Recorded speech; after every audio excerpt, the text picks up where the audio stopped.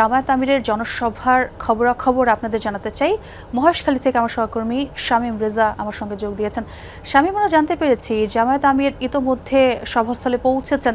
কখন নাগাদ তিনি বক্তব্য রাখবেন এবং সাধারণ মানুষ থেকে শুরু করে যে নেতাকর্মীরা জড়ো হয়েছেন তাদের প্রত্যাশার কথাটাও একটু শুনতে চাই।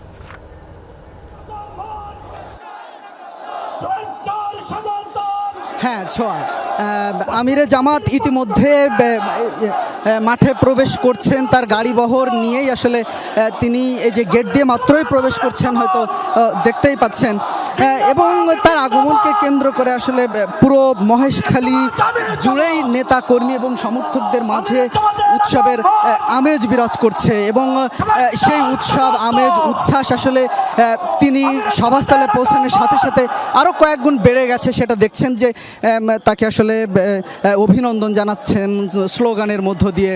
এবং জামাত আমির এখন আসলে জনসভাস্থলের মঞ্চে উঠছেন এবং আর হয়তো 10 থেকে 15 মিনিটের মধ্যেই তিনি তার কর্মী সমর্থকদের উদ্দেশ্যে বক্তব্য রাখবেন। একটু যদি আসলে বলে রাখি, তিনি আজ 5টি জনসভায় অংশ নেবেন। এর মধ্যে বেশ কয়েকটি পথসভাও আছে। তিনি মহেশখালী শেষ করে কক্সবাজারে জনসভায় অংশ নেবেন। এরপর লোহাগড়া সীতাকুণ্ডে তিনি 2টি পথসভায় অংশ নেবেন। এরপরেই চট্টগ্রাম বন্দর স্কুল অ্যান্ড কলেজ মাঠে তিনি জনসভায় অংশ নেবেন। যদিও এখানে 11টা 45-এ তার বক্তব্য রাখার কথা ছিল, কিন্তু তিনি যেহেতু 12টা নাগাদ এসেছেন, হয়তো আর অল্প কিছুক্ষণের মধ্যেই তিনি তার নেতা কর্মী এবং সমর্থকদের উদ্দেশ্যে বক্তব্য রাখবেন।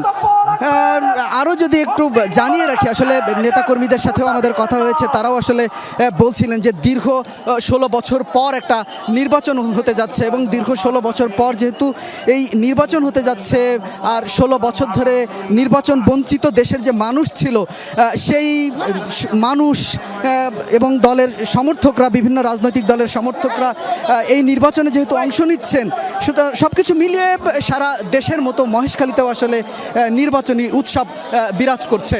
এবং ইতিমধ্যেই আসলে জামাত আমির মঞ্চে তার জন্য নির্ধারিত যে আসন, সেই আসনেই তিনি বসে পড়েছেন।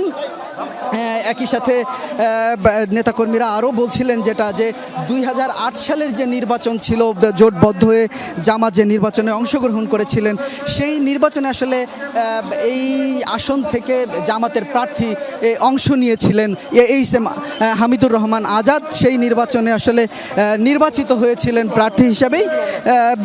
সো তারা বলছেন যে এটা জামাতেরই পূর্বের ঘাঁটি, সুতরাং এই ঘাঁটি থেকে জামাতের যে প্রার্থীকে দেওয়া হয়েছে, দাঁড়িপাল্লার প্রতীকের যে প্রার্থী দেওয়া হয়েছে, সেই প্রার্থী আবারও নির্বাচিত হবেন, এমনটাই প্রত্যাশা করছেন। এবং খুব সম্ভবত তিনি কিছুক্ষণের মধ্যে তার বক্তব্য শুরু করবেন। আমরা আবারও যোগ দেব। অনেক ধন্যবাদ শামীম।